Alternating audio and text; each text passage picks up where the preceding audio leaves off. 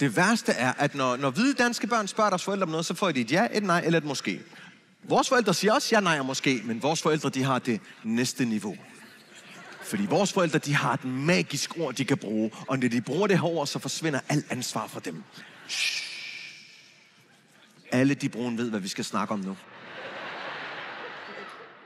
For det her ord, ikke? Vores forældre bruger det hele tiden. Og konstant. Og man ender med at hade det her ord. Men det må man ikke. For det er et smukt ord.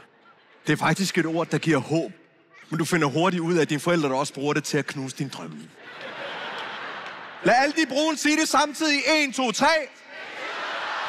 Er det ikke sindssygt? Inshallah.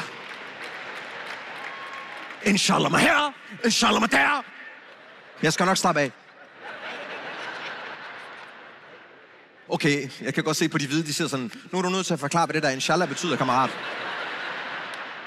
Det er svært at oversætte, men i overført betydning betyder det, hvis Gud ønsker det.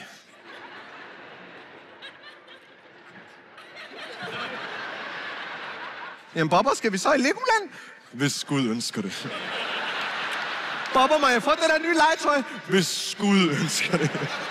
Jeg spørger ikke, om der kommer fred i verden på et eller andet tidspunkt i fremtiden. Jeg spørger dig bare, om du gider lidt din fede røv og gå i bær for din søn.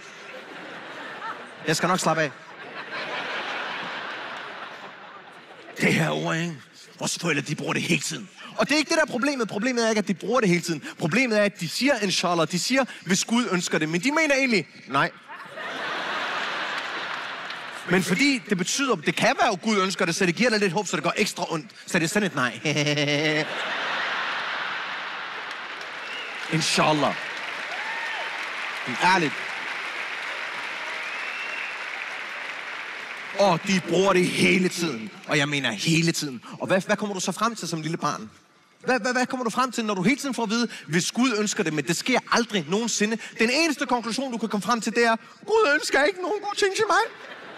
Og de bruger det hele tiden, og når jeg mener hele tiden, så mener jeg fucking hele tiden. Vores forældre siger inshallah lige så meget, som I siger